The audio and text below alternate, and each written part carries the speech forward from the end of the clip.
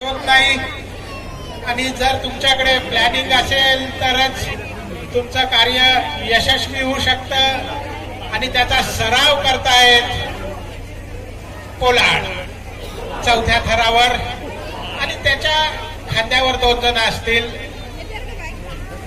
1 2 3 4 5 6वा थर लागतोय.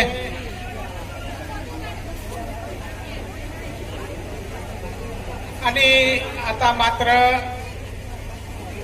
सगळ्यांचे हात वरती आणि जवळ जवळ हंडी पर्यंत पोचतोय हा गोविंदा आणि दर्या सारंग मित्रमंडळ 1 2 3 4 5 6व्या थराला ही हंडी फोडण्यात त्याला यश मिळतंय. अरे बोल बजरंग बली की जय.